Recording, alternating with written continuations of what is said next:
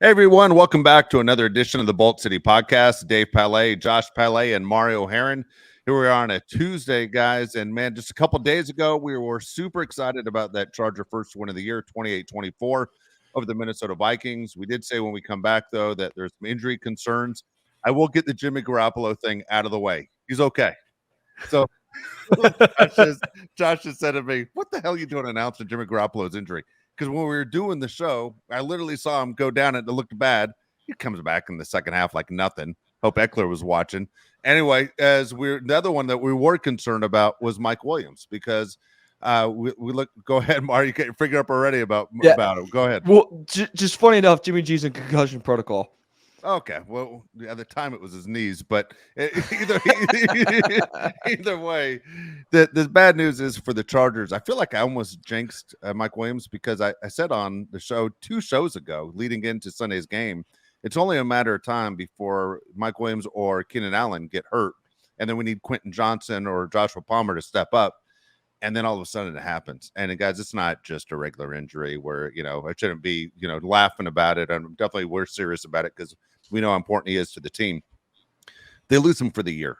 And I mean, it's the worst case scenario, right? You lose him for the year. And he hasn't even really had his big game. Like, I know he's had some pretty good numbers. I know Josh and I try and grab him on our fantasy football teams. I'm sure Mario does the same thing. And if you're listening, you do the same thing. But when you look at him and you're going, dude, the best of him and his 2023 season was yet to come. Like the dominating person he is on the field that he can be, it hasn't happened yet. And for the Chargers, for him, it's extremely sad and frustrating. It's very sad. And, unfortunately, we have said Mike Williams or Keenan Allen will go down. We never root for an injury, but it's just facts. In 2 seasons, going from last year, and if you were to play out this entire season, that would be 34 games. Keenan Allen and Mike Williams will have only played 6 full games together in 34 games. That's unbelievable. And when people want to give the argument that Justin Herbert doesn't have his targets, I mean, there's your argument right there. 6 full games in 2 full seasons. And Mike Williams, to me, is one of the best receivers in the NFL. He had a not very good game. First game wasn't targeted much. He had an okay game against the Titans. Then he had a really good game against the Vikings. He was going up and up and up. And now he's hurt. And it's really unfortunate for us fans and even more unfortunate for Mike. And we hope he gets back soon. But you got to look to see who's next up. And people want to say Quentin Johnston. I agree with you, Dave. It should be Quentin Johnston that steps up. But Josh Palmer is now the number 2 receiver. Quentin Johnston is not ready to be the number 2. I think all eyes have to be on Josh Palmer. Absolutely. You look at Mike Williams, tough situation. Hate to see it. Hell of a player, was having a hell of a game, was looking like he was really starting to have a really great year for the Chargers. Hate to see him go down. Wish him a speedy recovery. Josh, that thing you just said, what was it, 62 snaps that him and Keenan Allen played together? Was that what you said? 6 full games in 34 6 full games. And 34 opportunities. That's the most depressing Charger stat of all time. Like that makes you cry at night. Like that's what you play when you listen to Marvin's Room and you just kind of sit there and you cry. So like that's a really sad statistic. Yeah, I agree with you, man. It's more of I think a Joshua Palmer step up than a Quentin Johnston, but just like I guess in the role that Quentin Johnston's supposed to play. Here it is, deep ball threat, one-on-one guy. We haven't really seen him take advantage of one-on-ones yet. He didn't really do it that great in preseason. He hasn't really done it at all right now in this season, and that kind of worries me a little bit. That being said, we're going to need Keenan Allen to really be Keenan Allen. Like him setting a record for most receptions last game in his career, we're going to need that over and over again. I believe he has now the most games of like 11-plus receptions or something like that. We're going to need more of that from him. I mean, 3rd down and Keenan needs to be 1st down and Keenan, and 2nd down and Keenan, and 4th down and Keenan. That's just how it's going to be for the Bolts this year.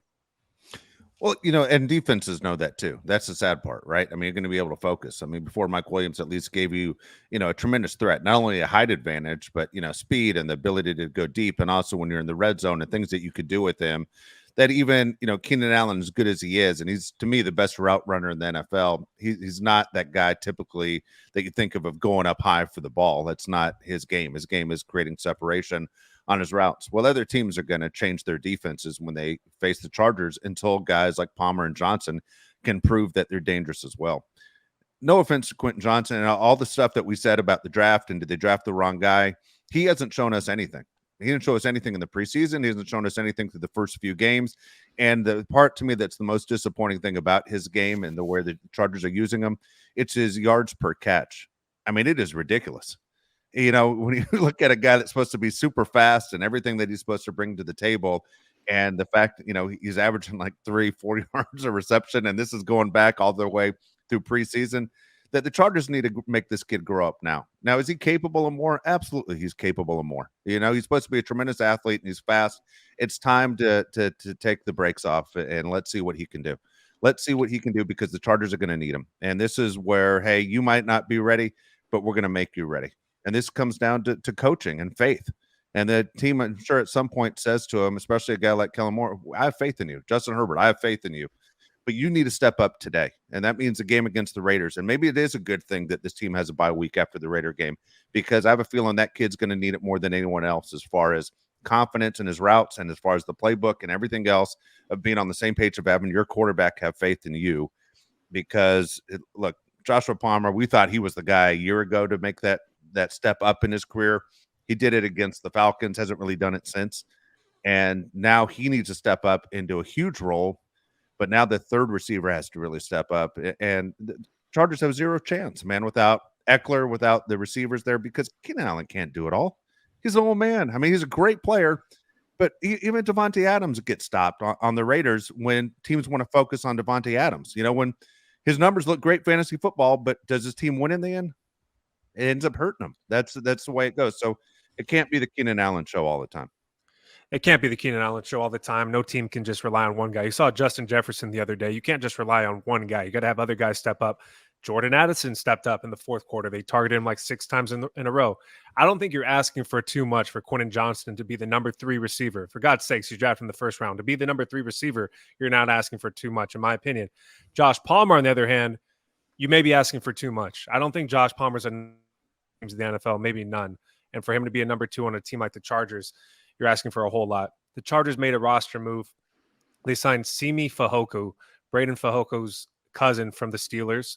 He was in Kellen Moore's offense the last 2 years with the Cowboys. He's a physical freak, 6'4", over 200 pounds, real fast.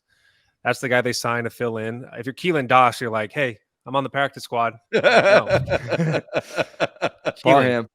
Yeah, get out of here, bar him. But yeah, I think the Chargers might, I think they're asking maybe for too much out of Josh Palmer. I don't know, Mario. Do you think they're asking for more out of Quentin to be the number 3 or Josh Palmer to be the number 2? Oh, I think number 3, and maybe asking him to do too much in situations where you would have used Mike, right? Like if you're going to go right into Quentin Johnston and go, hey, if we have one-on-one on the backside, it's automatically going to you no matter what. I think you're asking too much. I think the perfect thing to do with Quinn, and they've kind of done this in the first 2 games, is let's get you slowly started. Good screen pass, blockers in front of you, get 4 yards, get 3 or 4 yards. That's all you need to get. Start slowly like that. And I think that would be a way to like not put too much for him or not put too much pressure on him. One player, and we've mentioned him the past 2 games, and yes, maybe I'm on my knees too much for this guy because he just plays really, really hard. But guys, could you see Gerald Everett stepping up and getting a little bit more catches right now? Like he's played really well and he's done good. Like after the catch, he's gotten open. Quarterback always needs like a reliable tight end. Like, could you see him maybe step it up kind of in that 3rd receiver spot if, Quinn's not ready? And we've seen almost every kind of network podcast kind of said that like he's just not ready yet. He's more of a project than he is a finished project. So could you guys kind of see that? I tell you what, yes, and I'm gonna double down on this one. Okay, Kellen Moore I think is very smart, and he always look for mismatches in the NFL. One of the greatest mismatches in the NFL, and I used to wait for the Chargers to do it when they had Antonio Gates and Ladarius Green. Remember when the Patriots had Aaron Hernandez before we knew he was a serial killer, and they had Rob Gronkowski, and they had the double tight end set, and it created crazy mismatches for every team they faced. Dude, now's the time, man. If you're ever going to do this, Josh, Gerald Everett and Parham. Yeah. On the field at the same freaking time. It would shock the Raiders. It would shock every team you went against going, whoa, because no one prepares for a double tight end set. Yeah, I think they also have another tight end that you could throw in there that has good hands, Stone Smart. But don't put in Trey McKitty; he'll hold every time. So don't do that. But you could do Parham, and Everett. I actually like that call. Good call. I'm gonna throw a couple names at you. Okay, you say yes or no. Jarvis Landry, he's a free agent. Would you sign him? Absolutely. Right? Why wouldn't you? Dude, I got news for you. I would take Jarvis Landry over Joshua Palmer right now. Of course. Yeah, of course. that's what I'm saying. What about T.Y. What about T.Y. Hilton? Go ahead, Mario. That is the best. That is best. I saw him at Benihana all the time, by the way, in Indy. Like a very random fact, all the time. He's eating good. Yeah. He's eating good, but his fam's eating good too. I'll tell you that much. Big family. Like, yeah, they took up 2 tables. I don't know if I'd take Ty. I would. Julio really Jones. Too old. I don't think there's anything in the tank. Yeah. All right, Kenny Golladay. He had like one really good game for the Lions, and that always rings my head. All right, I'll give you one more. One more, okay? Sammy Watkins. Clemson guy, Dave? For Clemson guy? I go, okay, I'll tell you right now, in order for me, number one, I would take Jarvis Landry today. I'm a Jarvis Landry fan, always have been. Good worker, works hard, seems like a good teammate. I don't think people got the most out of him for what he can do and his NFL ability. I think he'd be fantastic on this Charger team. Didn't even think about him. That's a good poll, Josh. And Sammy Watkins, yeah, veteran receiver that again has played in big games. I would take Sammy Watkins. Off topic here. Sammy Watkins falls into the category of Jadeveon Clowney and Leonard Fournette. In college, you're like, this guy, he's the one. You tell your friends, you call him, you text him, this guy's the one. And then they get to the league, you're like, he's not the one. He's not. You thought Sammy Watkins in college was so freaking good at Clemson. You thought he's going to be like what DeAndre Hopkins is, and then he ended up not being that. But I would take Sammy Watkins, honestly. But Jarvis Landry, to me, is the no-brainer call. You got to call Jarvis Landry. No, it's funny you bring those names up is that, if I'm not mistaken, I think Sammy Watkins was the first receiver taken in that great class or big-name class in 2014. Am I right on that? Was he like the number 5 pick by the Bills? And then you had like Odell Beckham Jr. and you had Jarvis Landry and had all those other guys that went after him. They're like 5 or 6 guys that had in that Mike draft Evans, going, right? Mike Evans, I could go, this is a crazy NFL draft. And then, but Watkins was number 1, was the first receiver off the board. Number 4 overall. 4 overall. Yep. He went 3 picks ahead of Mike Evans. He went ahead of Odell. This is a crazy good draft. Brandon Cooks in that draft. It's your boy really Kelvin Benjamin before he ate his ass out of the league. But yeah, good receiver draft. Devontae Adams was in this draft too. Wow. Allen Robinson before he ran into Matt Nagy. Wow. Yeah, I would take Jarvis Landry. I mean, I love that signing. You should be the guiding GM, Josh. It's a good call. Yeah. Come on. Let's make that happen. Could be up. But how's Jarvis Landry not on a team, though? Remember, he started his career like Dolphins, had 1,000 yards for every season he played for whatever seasons. He should be in the league. You can't let him not be in the league. Was he on the Saints last year? Yeah, he's on the Saints. Yeah. Odell's still in the league. Jarvis should be in the league, too. I think he should be. How old do you think Jarvis Landry is? Ooh, it's a good call. This surprised me. I'm going to go 33. I'm going to go 31. 30. That's it. Yeah. Damn. Yeah, dude, I would sign up. Here you go. Now, this might even sound crazier than the double tight end set here. I think if Jarvis Landry was in a Charger uniform, I think he'd look very similar to what Keenan Allen does on the other side, which I think even helps out the Chargers and him even more as far as adapt. As far as being a route runner, great hands. You know, I love that signing. I don't know. What can we do? How do we make this happen? Do we call somebody? You think Tom Telesco knows your list? No, that's the problem. I don't know what to do. We saved Bosa, so yeah, we did. We Bosa did. And Murray. Yeah, we did. Yeah, we bullied them into greatness. We did. I mean, we take credit for that.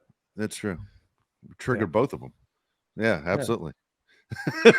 Anyway, there you go. So here you go. You look at this Charger team again. I am excited about that one win. I do want to point this out, and everyone who listens on YouTube, man, we love it. I love the comments. I know all three of us, man, we're looking at the comments and we try and respond to everything we can. I was shocked by so many comments of people that were in on the 4th down from the Chargers 24 with a 4-point lead. And over and over again, I'm going, God dang, I think I know football. And here's always my argument, Mario, in sports, is that everything is based on percentages, right? A guy's batting average in baseball, in basketball, free throw shooter. Let's say, Mario, I'm playing against you and I get fouled. I'm a 90-something% free throw shooter and I can't return. So you as a coach can go pick anyone off the bench to shoot those free throws. You're going to pick the guy with the worst free throw percentage, right? To shoot those free throws. You're going to grab some guy shooting 93% from the line. You're going to take your chances and play the odds. The odds in the NFL are so easy that when you look at the field, it's a 100-yard field. If you're almost 70 yards away from where you need to be, why would you go for it? Like, the odds tell you do not go for it in that situation. And yet they went for it. And the fan base, so many people on our YouTube channel have said that we're wrong and that Staley was 100% right. And those were big gonads that he put on the table. Well, they're wrong. So we could start there. So because it was a bad decision. If you're going to go for it, you put the ball in your best player's hand. Do you think Phil Jackson said we're going to give the ball to freaking Luke Longley at the end of the game? You're going to give the ball to MJ to shoot the last shot. Why would you give the ball to Why would you give the ball to Joshua Kelly? He has like 11 carries for 12 yards. Why would you do that? You know, if you're going to freaking go for it, why don't you have your big, huge quarterback, Justin Herbert, just fall forward, okay? Or you could throw it to the guy who has 18 catches out of 20 targets. That guy. Why don't we go to that guy? And we say it all the time. If you need something, you go to Keenan Allen. So either go to him or just fall forward with Justin Herbert. I think he's like the biggest quarterback in the league. Pretty sure he can get 1 yard. It was the bad decision. I do like him being aggressive. He just was at the wrong time.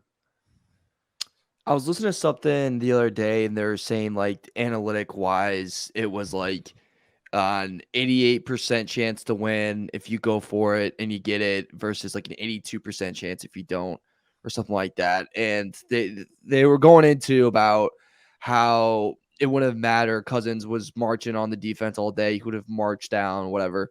And I was literally sitting there and going, so if you're going to go with that idea that they would have marched down anyways, you're telling me that the defensive coach that's supposed to be his defensive genius did not have confidence in his defensive play calling Exactly to stop them from going all the way downfield. Like, that was funny to me. Like, I was just laughing. I was like, all right, that doesn't make any sense. And like the play calling, like, you go back and you think Keenan Allen literally was having a career day and we don't put it in his hands. Also, we're in this day and age where you see it every single Eagles game. There is an unstoppable play on 4th and 1, on 4th and inches, 3rd and 1.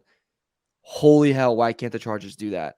And the Dolphins, I was rewatching the Dolphins-Broncos game last night, and they did it, but what they do instead is they put the running back. And I'm like, dude, what? Do that with Kelly. Take your big boys. Yeah. And it's just stuff like that where, like, the play calling wasn't there, the decision-making was questionable, and just in a day and age where things just seem so simple, they make it so complicated, and just don't make it that complicated. Dude, the Patriots did it with Tom Brady all the time, because I know there's so many people that tell us, well, what if Justin Herbert gets hurt? The Patriots did it with Tom Brady. There's nobody more valuable in the history of the NFL than Tom Brady, and they did it all the time. You know, you're there to win a game, and in that situation, man, that was a very strange call. And you know, I don't know if it's the strangest call, maybe giving the ball to Bandy last year on the most important play of the season. Maybe that was the craziest call of all time. He's available. There's a reason. There's a reason. But yeah, at the same time, I appreciate the comments. When I'm watching the game and I'm questioning it, I think I lost my mind. But then when I watch Hall of Famers like Terry Bradshaw and Jimmy Johnson just rip the hell out of Staley and how he doesn't belong in the league off of that call, I'm like, these guys are in Canton, Ohio. I mean, they kind of know what they're talking about. I mean, there's a reason why they're in Canton, Ohio and have a gold jacket. Staley's pretty far away from getting a gold jacket. Josh Allen and Justin Herbert, the same exact size. If that was the Bills, Josh Allen, I don't think any of us would question, is going to fall forward. Like, he's going to get it. We all know he's going to get it. Why can't Justin Herbert do the same thing? You can't play this game scared. So don't give me he's going to get hurt on a quarterback sneak. If your quarterback isn't willing to do a quarterback sneak, not saying he wasn't willing to do it, but if you don't think your quarterback can do a quarterback sneak because you're afraid he's going to get hurt, then don't play football. Like, seriously, just do not play football. Patrick Mahomes would have done it. Any good quarterback would have done it. They want to win. At the end of the day, they want to win. Unless you're Cam Newton in the Super Bowl, you're not going to fall on the fumble because you're too scared to get hurt in the Super Bowl, even though it's the last game of the year. Everybody else will go for the win. Don't give me that crap. That was the wrong decision. You don't want to give the ball to Joshua Kelly. If it was Austin Ekeler, okay, fine. He's one of the best players in the league. Joshua Kelly's like, I'm getting the ball? Me? He's like, JK's getting the ball?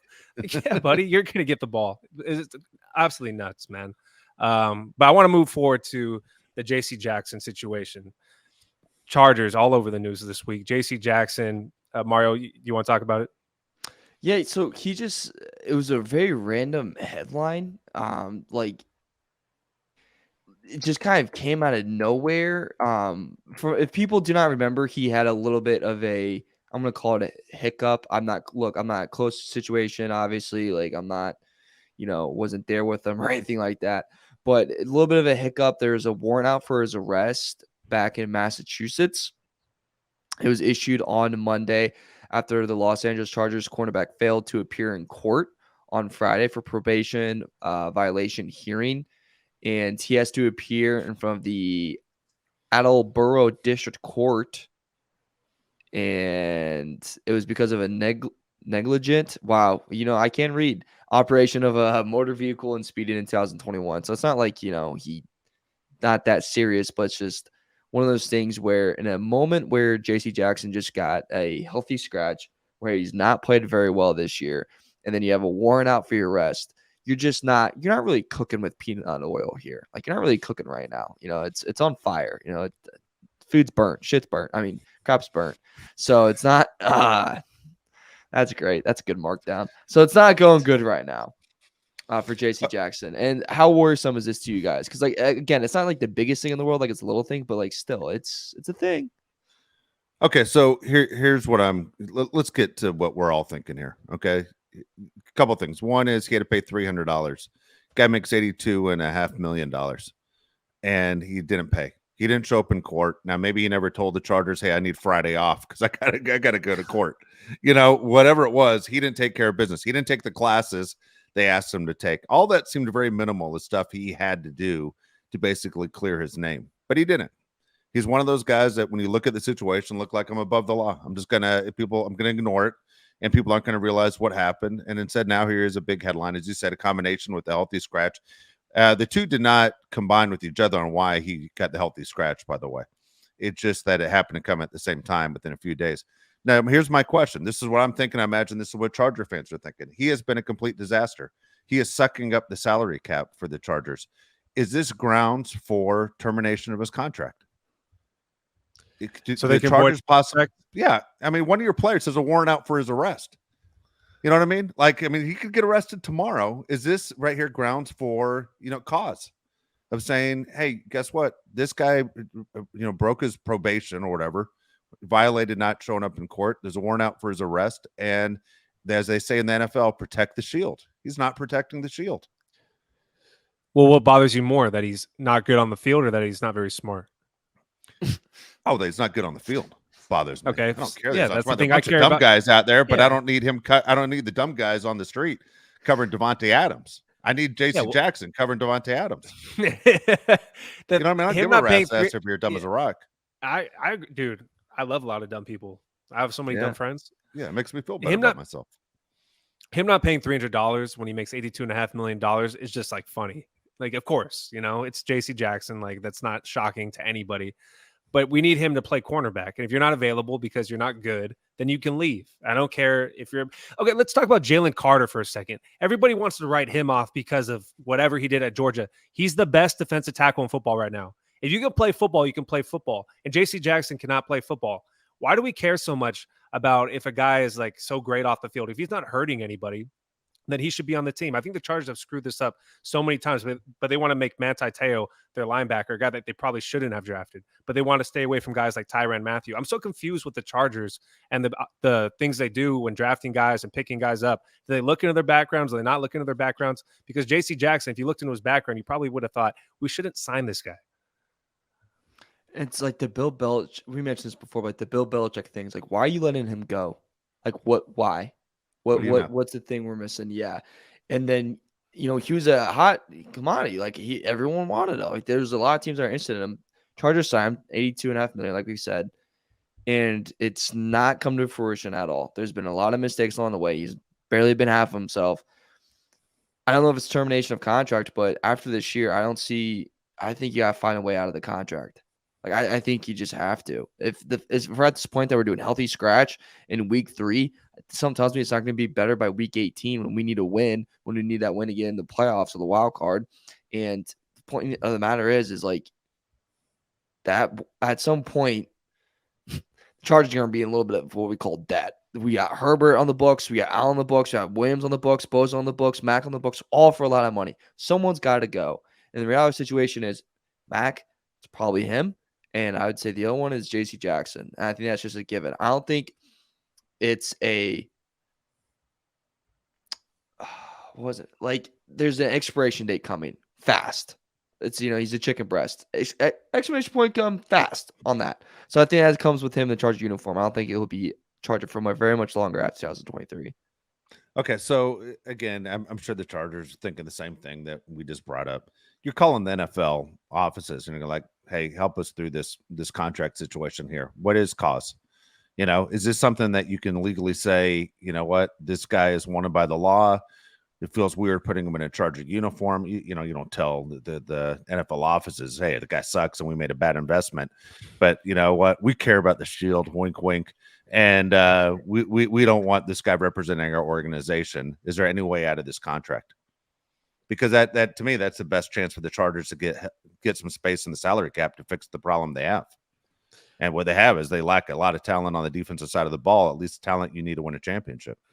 Yeah, and after they look at his contract, let's look at Michael Davis's contract and throw that in the trash. I mean, I don't know what the hell they're going to do. Let's say they do get out of the J.C. Jackson contract. Where we confident Michael Davis can cover anybody? I'm going to run some routes and see if he can cover me. It was horrible last game. Worst game I've seen from a corner in a while. And that's saying a lot because I saw J.C. Jackson week 1 against the Dolphins. I mean, he's horrible. And people in the comments on YouTube saying Asante Samuel Jr. is not much better. He is much better than Michael Davis and J.C. Jackson. Let's make that clear. I don't know what the hell the Chargers do with the DBs. They don't look very good. Derwin James, I don't have an update on him. I probably should have looked that up before the show, but is he hurt? I mean, our defensive secondary is a complete mess right now. I think that's definitely the biggest issue on the team. Austin Ekeler in the defensive secondary. Yeah, how many penalties did Asante Samuel Jr. have versus Michael Davis this past weekend? A lot. Lord. Yeah. I mean, every time there was a flag, it was followed by 43 on the defense, and it was Michael Davis. So thank you, found him. Where's Waldo? There he is. He's on the field committing penalties and hurting the Chargers. How about that tweet by Darren Sproul saying, "I can't believe this guy's wearing my number"? That was crazy. No, he didn't write that. I just made that up. Look, so here's the deal, though. When that's a great tweet. That's a fantastic tweet. So when you look at what they have, though, honestly, for the Chargers, they're in a good situation right now. And I know we're going to break down the game even further facing the Raiders, but they're in a good situation facing the Raiders before the bye week. Yeah, you lost Mike Williams, but for the defensive side of the ball, they're basically one player on offense, meaning the Raiders, that the Chargers defense has to worry about. That's Devontae Adams. Hunter Renfrow has disappeared. He's no longer part of that offense. They don't use the tight end at all. Overall, you look at what the Raiders have and how they're struggling and how they're starting to point fingers and imploding, and there's always something that becomes a national story with the Raiders. I mean, right now you have, defensive players in Chandler Jones that are saying he was hospitalized without his consent, and the Raiders are making his life hard, and all this crazy stuff's coming out. And Max Crosby, who seems to be quadruple teamed on every play, and it's working. The Raiders don't have anything, and the Chargers are coming back home after being on the road for 2 consecutive weeks. Right now, I think the Chargers are in pretty good shape going into that bye week. I think they couldn't be facing a better team than the Raiders. And I know we're going to break it down further, but real quickly, I think the Chargers are in good shape for this Sunday. I think anybody that plays the Raiders are in good shape. I think the 2 biggest messes are the Raiders and the Broncos, internal messes where people just literally hate each other. The Bears just suck. I don't know how many people actually hate each other on the Bears. They probably do. Justin Fields seems like he hates his coaches. But Devontae Adams straight up hates the I almost said Oakland Raiders, LA Raiders. He said, we aren't establishing a winning culture. Yeah, Las Vegas Raiders. We aren't establishing a winning culture. We're not doing things the right way to establish winning culture. We've got to go out there and do it. That's the theme this year. Just do it, not just talking about it and figuring out what we need to do. He hates the Raiders. Devontae Adams, He does. as much as I hate the Raiders, Devontae Adams literally hates the Raiders more than I do. It's great. Josh Jacobs, 2.4 yards a carry, 0 touchdowns. He's been a complete non-factor. That's the guy that led the league in rushing last year. It's a great time to play the Raiders. I'm curious if Austin Ekeler sits out this week to get another week of rest because there's a bye week the next week. So I'm curious how the Chargers handle this situation, but I really like our chances to beat the crap out of the Raiders. How about two coaches coming off two terrible decisions, right? McDaniels goes for the field goal, tries to get the stop, does not get the ball back, and gets ripped by everyone, saying you just took it from an 8-point game to 5-point game in the red zone. Nice job, dumb nuts. And then you have Staley, obviously that goes for him 4th and 1. Good job, numb nuts, on that one, part 2.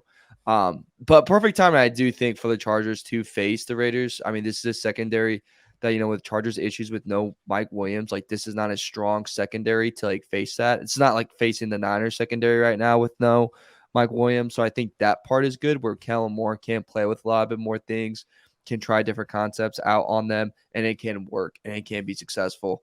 And not to mention that, you mentioned the turmoil in the Raiders locker room, and you kind of mentioned, it's not a good situation right now. They're an organization that doesn't know where to go. They thought when they got Devontae Adams and Josh McDaniels, that they were a Super Bowl contender. Turns out they're not. And now they're in like the middle to below tier pack in the NFL. And it's like, this is supposed to be an all-in moment. And now you're sitting here going, what the hell we're going to do? And also, Jimmy G does not look good. 3 picks last game against the Steelers, and he's in concussion protocol. So that means we could get Brian Hoyer out there.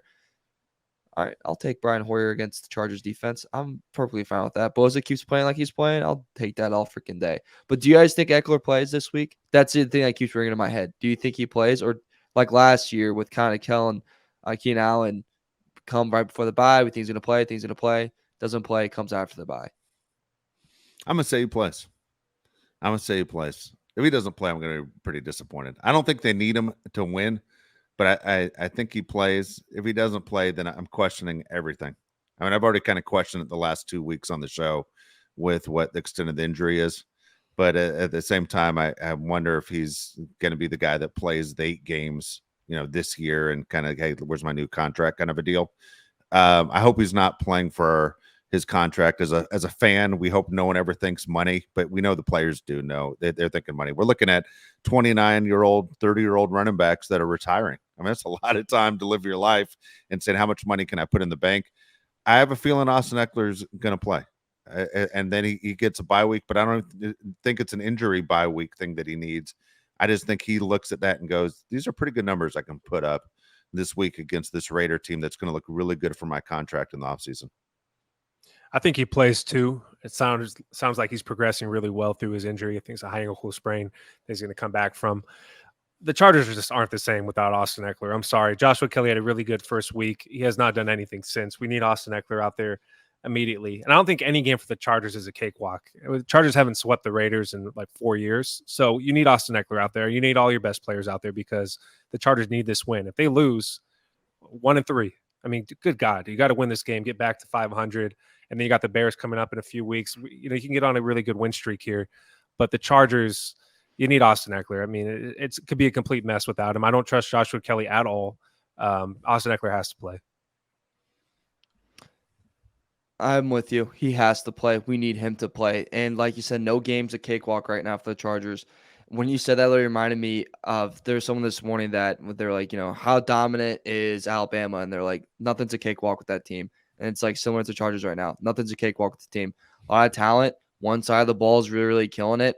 The other side really, really needs to pull their weight. When you have a situation like that, you're not like no game's easy. It's the NFL, right? Anything can happen. The Cardinals just beat the freaking Cowboys last week.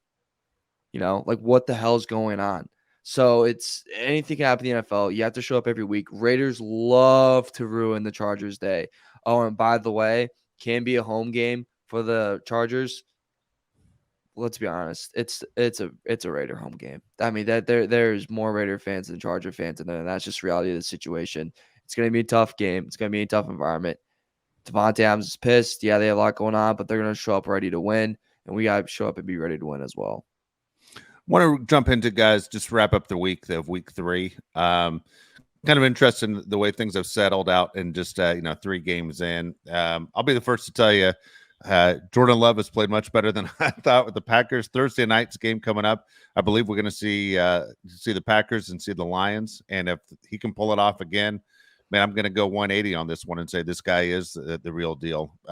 Did not see this coming as far as quarterbacks go, but looking at the teams, guys, through 3 weeks, if I'm not mistaken, there are 3 undefeated teams in the NFL, and I believe there are 3 winless teams in the NFL. Am I correct on that as well? I believe that's what Bears are haven't won, Vikings haven't won, and the Denver Broncos haven't won. So when you look at the way those teams go, the difference of 0-3 teams is kind of unusual in the NFL. Right now, I just want to focus on the team, meaning the Broncos. We touched on a little bit Sunday. Where do the Denver Broncos go from here? How do they recover? And do you see changes made all of a sudden on coaching staffs, personnel? What happens with that Bronco team?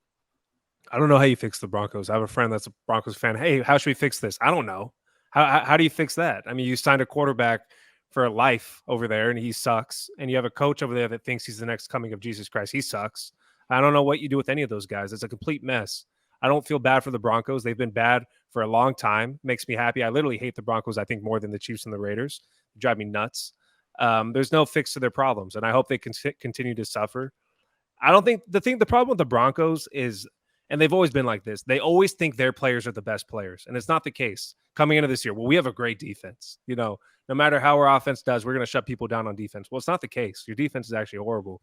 Russell Wilson's going to return to form. Sean Payton's going to sprinkle some magic on him. He's going to turn into a great player again. Well, that's not the case. I mean, I don't know what you do if you're the Broncos. I think they're actually in a worse situation than the Raiders. I agree. Oh, I think, yeah. Terrible situation. The only thing that they have better than is they have a good head coach, but that good head coach also can turn on you pretty quickly. When I was watching their game, like, there's so many moments where there's Russell Wilson right behind Sean Payton, and it literally looked like Sean Payton wanted to turn around and just hit him. Like, he was like, trying to talk to him, and you could tell, like, dude, just shut the hell up. Just shut the hell up. And that defense is pitiful. 32 against the rush, 29th against the pass, 32 in opponent yards per play. I mean, they could not stop my nephew right now. And he hits hard. He'll hit you in the nuts. But boy, he's not quick. And they wouldn't be able to tackle him for crap. And he'd be able to get in the end zone. It's a terrible situation. I don't even know if they can beat the Bears this weekend. I think they can beat the Bears this weekend. Both teams are just a complete mess. But when you look at this team, I was coming this year thinking, like, Raiders are going to be the team we have to sweep. I mean, if the Chargers don't sweep the Broncos, Dave, that is just flags all over the place if they can't do that. Okay, so here's an interesting thing with the Broncos. We all know their biggest problem is they have Russell Wilson's contract. It's a huge hole. I mean, it's bad. Where I'm looking, like, if I was a front office guy with the Broncos, I think I'd start looking at some of the star players I have, and if I traded those, because they aren't winning anything this year at least, and probably not next year. But let's say they fall into a situation where you could get the number 1 pick. Okay. So let's say you get Caleb Williams. You think Russell Wilson's going to be a good bench guy? He's not. Is he going to be a good mentor? He's not. He believes he can still play. Russell Wilson, by the way, will be the last person to realize when his career is over. He's that guy. If everyone's looking in the room going, he can't play anymore, he's going to be the last guy to know. So if you're the Broncos, you have some guys that people would want. People would want Jerry Jeudy. People would want Cortland Sutton. They Justin would Simmons. want the safety, Justin Simmons. Justin Simmons. They would want Patrick Surtain, right? They would want those guys. So, like, Surtain's the kind of guy that gives you not just a, hey, we'll trade you away for a first-round pick. He probably gives you that kind of almost a Jamal Adams return, a pretty big return back where you can start fixing your roster for years to come. But you have to look in the mirror as an organization and go, what are we, where are we going, and how fast can we get there to where we want to be headed in the right direction? Because we have a coach that we paid a ton of money to. They're going to have to start trading some of their big-time names because no one's taking Russell Wilson to try and fix this thing. And even if you got Caleb Williams, you might want to even look and say, we're going to trade the first pick in the draft, which sounds crazy, but you would load up with a way to fix your roster in a hurry. Because, Mari, you said you just watched that Dolphins-Broncos game again. I watched the entire game, and then I watched highlights over and over again of that game. The speed difference in that game was like watching a college team against a high school team. It was 100%. insane. They have no chance. They could play 100 times. I'm telling you, the Dolphins were going to win 100 times. It was night and day on the kind of athletes that were on the field. It literally looked like a Power 5 team playing against, a crap college team. The talent was just not the same. You never see that in the NFL. Even with the worst teams in the NFL, you don't see a huge talent gap, a complete huge talent gap. The reason why I think the Broncos are a bigger problem than the Raiders is because they quit. The Raiders suck, but I don't think they've quit. The Broncos literally quit against the Miami Dolphins. And that's not very shocking to me because I don't think Sean Payton's a great coach. I mean, I thought he'd be better than this, but it seems like he's just not jiving with the players at all. I want to move over a little bit to the Dallas Cowboys. I thought they were a juggernaut the first 2 weeks. Then I look back at their numbers after their loss to the Cardinals, and their offense has not been good at all. So I don't think the Cowboys are a very good team. The Chargers have them in a few weeks. I think if the Chargers play them at the right time and get some guys healthy, that could be a really good win for the Chargers. I don't want to look forward, but I think the Cowboys are complete pretenders. And we see them on TV all the time, so you want to believe they're better than they are. But I don't trust Dak Prescott. I don't trust anything about that Cowboys team. Yeah, I mean, remember when we were talking after the Giants-Cowboys game, and we were mentioning that did the offense look good or the defense just put them in great situations? And like that was kind of like the thing. So it's their defense is so good that it hid all of the offensive issues or just lack of productivity that they're having. And on top of that, they lose Diggs, their number one corner, who led the league in interceptions since like 2019, I think, or 2020. I think it's 2020. And that's a huge loss for him.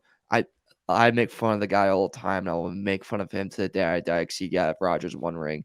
Mike McCarthy's not a good coach. He's very mid, and they love mid coaches, and he'll find a way to lose. And I'm with you. I always thought Cowboys are a pretender. I think that's a team everyone talks themselves into. The only team I think is for sure juggernaut right now is Dolphins and Niners. I don't think anyone can beat this Niners team. I mean, I'm all in on Brock Purdy. So rock hard for Purdy, baby. Rock hard for Brock. So here we go. That's a team I feel really, really confident. I think they're. I think this is the best year Shanahan can maybe finally get his ring. Here you go. So you look at the different teams. I'm glad to see, the Cowboys fell off. None of us are Cowboy fans on this show. As again, it seems like they always get more publicity than they deserve. But when you look at the teams around the league and we talk about going into the season, there are some surprises of teams that either are worse or better than we thought they would be. The Philadelphia Eagles are continuing to get better. They're going to get back to where they are. I mean, in the NFC, you're looking at, Eagles, 49ers are really impressive. In the AFC, everyone's talking about what the Dolphins did. I mean, the Dolphins have already scored 130 points in 3 games. That's amazing. And when you look at, the balance throughout the, NFL and going, well, it all starts with and ends with Kansas City. Can anybody get by Kansas City? Kansas City's, going to continue to get a little bit better over and over again, and they're going to be right back where they are. Do you guys think this is basically a 4-team league, or do you think it's more than that? I think it's more than that. The Buffalo Bills look pretty damn good the last few weeks. I think the Lions could be contenders, believe it or not, the freaking Detroit Lions. I think the Chargers could be contenders. The Ravens, I don't think anybody really knows what the Ravens are. We always talk about that on this show. We don't really know what the Baltimore Ravens ever are, but there are some juggernauts. I mean, let's be honest. The 49ers and the Dolphins, Mario's 100% correct. Right now, it just looks so much better than everybody else. But I agree with you too, Dave. The Eagles could be a team that nobody wants to play. I mean, nobody wants to play them right now. That defense looks crazy. Jalen doesn't look very good. And I know Jalen's going to get better, but so far, Jalen doesn't look like the quarterback he was last year. I think Tua right now is the clear-cut MVP. If they gave away the MVP after three games, it would go to Tua. He looks pretty damn good. But the Chargers, to me, are a team that nobody wants to face either, and a few others like the Ravens, the Lions. And, there's some good teams. Dolphins could really solidify themselves as number one team with the game they have this weekend against the Bills and Buffalo. I mean, if that offense looks that explosive against them in their home territory, boy, do they just solidify themselves as the number one team in the AFC. Other than that, I mean, I still think the AFC honestly is just a gauntlet and just as open as can be. I think the NFC is more. I'm way too high on the Niners. It's probably gonna come back and bite me in the ass at one point. Injuries will happen, whatever. But like I just think they're so far ahead still of a lot of teams, including the Eagles. Like you said, Jalen doesn't look he's gonna figure it out, but doesn't look great right now. Philly's already getting pissed off with their offensive coordinator, so that's good. That's always healthy. That always leads to good stuff with you, Philly.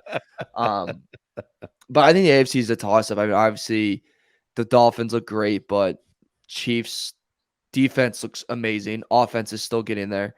Bills are starting to put it together. When does Joe Burrow become Joe Burrow? Like you said, we don't know really what to expect from the Ravens because their injury list is as long as your laundry list. So when does that kind of happen? When does that come together? Who knows? And I'll say this before I toss it to you, Dave. Actually, curious for you, Dave, and Josh, because you guys are Bama fans. You guys ready to say CJ Stroud over Bryce Young? All right, I'll go first. CJ Stroud is in a much better situation than Bryce Young. Fair. CJ Stroud is in a much better situation. That being said, CJ Stroud is playing really well, and I'll give him credit for how good he's playing. He looks like a really good quarterback. He could be a top quarterback maybe in a couple years, maybe next year, who knows, but he looks very good. The Texans are in the same category as the Cardinals and the Colts. 3 teams you thought were going to be terrible that aren't terrible, so good for them. And CJ Stroud is obviously the best rookie quarterback right now. It's funny you say that. I was just thinking about, the draft class, and I was going, what the Texans did this year was really impressive. I mean, talk about saying we're just going for it. We see a player on offense, we see a player on defense that we think can be cornerstones of this organization for 10 years at least. And CJ Stroud has been very good, even though he throws the ball more times than Kobe shot the ball in his last game with the Lakers. It's insane. But then Willie Anderson Jr. is insane and it's going to be great for them for years to come as well, especially when you start surrounding with better defensive players. So for the Texans to sit there and go all out and go on, guess what? We're grabbing 2 of these guys and we're going to sit there and make people go, what the hell did they just do? I love the aggressiveness of what they did. And they're in such a bad division. The Texans could pass up the Jaguars before you know it. Right now, the Jags are 1-2. The Colts are in first place in that division. A division I picked the Colts to finish last. That's a horrible division, but still the Colts are playing above their heads, and the Texans I think are ahead of schedule right now too through 3 games. So I do like what CJ Stroud's doing. Poor Bryce Young, and even if he was an Alabama guy, I would say that Panthers team is awful. Like if you gave me a list of things to do and teams I have to follow, dude, the Panthers would be, I think, last on my list. At least the Broncos are a train wreck I'd watch. The Panthers have no names of anybody that basically, right? I mean, even getting Miles Sanders, the Eagles are like, this guy's not good enough to be on this team. They dump him off. He joins the Panthers. The Panthers stink all the way around. They stink, and Bryce Young might be in a bad situation for a long time. I think the 2 guys with a name on that team are Bryce Young and the head coach Frank Reich. Otherwise, they have nothing of anyone who recognize it's just a casual football fan. I don't know what the Panthers do to help that kid out, but Bryce Young getting hurt and not playing in game 3 when he's already criticized for having that small body, that's not a good look. I will say this, when Bryce Young and Stroud played against each other, they matched up, all the way back to high school. Bryce Young got the better of him. That matters too. Yeah, he got the better of him. I'm just saying talent around you is what matters. It's the talent around you. So I like what the Texans are doing to put their quarterback in a better situation, but he is playing better. He looks like a real NFL quarterback, going back to what Josh said, which is hard to do. Ask the people who are Jets fans, what's it like to look like a real NFL quarterback? And even Garoppolo, man, who I would say Jimmy G wins 70% of his games. You hear me say that over and over again. The guy is just average. All right. He has as many touchdowns as interceptions. At least he's close to that. He might have more interceptions now than even touchdowns. It doesn't matter, man. That position is so tough to play. And if you can find someone that can do it for your franchise for 10 years, it's a big damn deal. Yeah. The Jets signing Trevor Siemian, that's going to fix your problems. Good job. That's good. Oh my God. Was that their move today? Yeah. Oh my gosh. I missed that. Oh my goodness. We all did.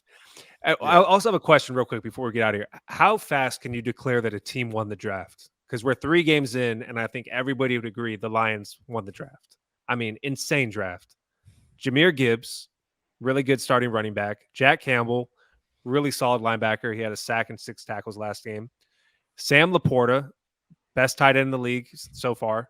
And then Brian Branch, their best defensive player, had so far 11 tackles last game. I mean, those are their first 4 picks of this year's draft. The best way to get good is to draft well. And the Lions, holy crap, 4 for 4. Incredible, man. Really one of the best drafts we've seen in recent time. Go ahead, Joe. Go ahead. I think you gotta Pretty give impressive. it first off, insanely impressive and like fun. Like it's fun that the Lions are actually nailing things. Like that's fun. It's a good change of pace. It's an organization to root for. Dan Campbell biting kneecaps, drinking 600 milligrams of coffee, heart attack. It's good times. I always like to wait like week 6, and then I'm like, all right, this draft class was good. Because there's sometimes, there's like some games where like this rookie will just pop off and like, oh my God, like who is this guy? And then like, yep, gone forever. Never mind. That guy was just Yeah.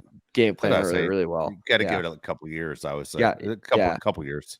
Dude, first 3 weeks, those are their four of their best players, if not their 4 best players so yeah. far. And I don't see those guys dropping either. You named 4 guys that I think will continue to get better, Josh. I still say Gibbs with the doesn't get any Eagles, touches. Sorry, Gibbs doesn't get any touches. not Crazy. enough. Kyle Trust Pitts me, is I like, have what them the in hell's 2 going leagues. on? Yeah, I'm going, what the hell's going on? I've got them in 2 leagues. I will say the Eagles, for a team that was just in the Super Bowl, to look better after the draft was impressive. Jalen Carter's a freak. As much as I can't stand the guy because went to school I hate, but just going with what he does and keep him in an automobile, he's insane on a football field. I've never seen a guy that I'm trying to think. Maybe Sue when he played. Jalen Carter looks like when people run into him like he's a forklift. Like he doesn't move and they go flying. It's like it's insane to watch this kid. What is he? 21 years old. And then all these big guys who are veterans in the league just go to the ground like they ran into a tree. It's pretty incredible to watch. And you're going, what's this guy going to be at 25, 26 years old? But for the Eagles to be like Aaron Donald. He could be. He looks like a ridiculous right now. Yeah, Aaron Donald, he's much bigger than Aaron Donald. I mean, he's crazy. I don't know. Again, I wasn't a fan of him just because it wasn't a school that I liked, but and then where someone died, who's racing and all that stuff. But man, when he's on a football field, it is unusual to stand out in a game that's as physical as this is, to watch when he makes contact with another human being, to see what happens to that person's body is crazy. Before we get out, I know we're going a little bit long. Mark, give us a recap how we did on picking our games. We'll do, and right before that, Jalen Carter for Defensive Rookie of the Year to show how dominant he is. Plus 100 right now. Wow. Plus 100. Ridiculous. Who's number 2? Do you know who's number 2? Will Anderson, plus 550. Okay. Brian Branch, mentioning just killer Detroit Lions players, 1,600 with the 4th best odds. Wow. Thule got to be up there. Come on, Thule. I was literally looking, so funny enough you say that. While I was working this morning, we were talking about Defensive Rookie of the Years. I was trying to find Thule, and I couldn't find a name on the board. Funny enough, Henley's name's on the board. Thule's was not. Henley hasn't even played a game yet. Exactly. And Thule had 10 pressures last week. All right. What the hell? Yeah. Thanks, guys. All right. Ladies and gentlemen, I'd like to announce something. There are going to be people coming after us. Tax people, people that work at Vegas, bookies, because we lit the whole city on fire. Hell yeah. I went 9-6, and I was in last place. Really? Yeah. Josh, you went 10-5. It's good money. Dave, he went to school with Jesus. He lived through all world wars. He remembers the Revolutionary War. Went 12-3. Really? Whoa. Won the day. Yeah. Woo. I wish I bet. He talked to that guy in prison. Who'd have bet?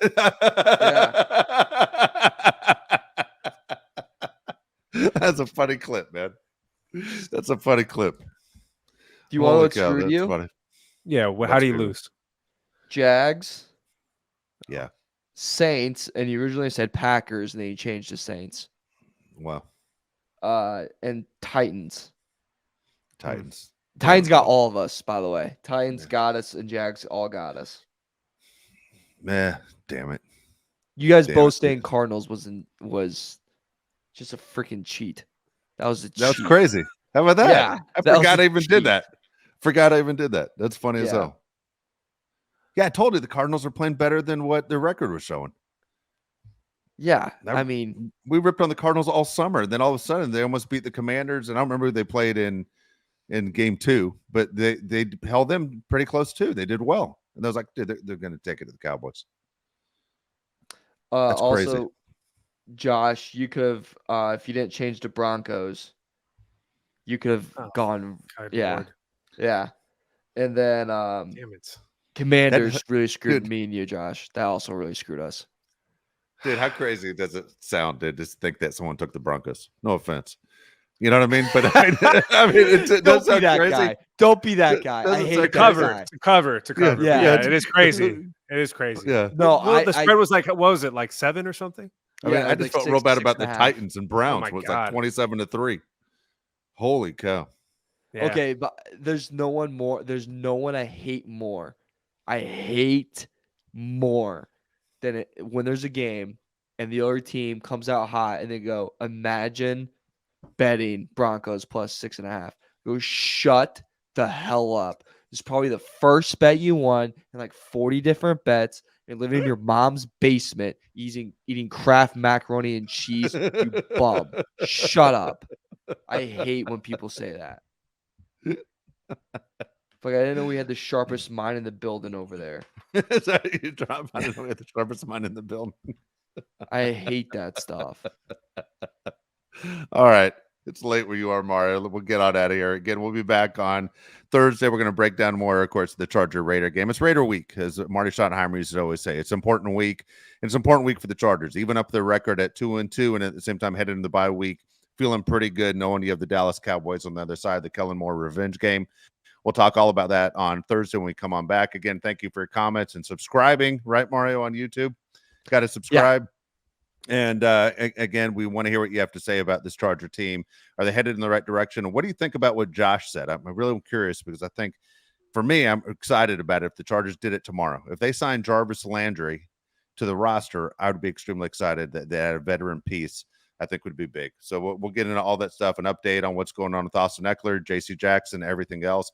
For Mario Heron, Josh Palais, I'm Dave Palais. We'll talk to you next time. Hey, if you are a subscriber from now to you reach 1,000, I'll try to make sure you are named after my sister's kid. So perfect. She just got pregnant. Absolutely. Yeah, she's trying to get pregnant. Yeah. So both cities subscribe.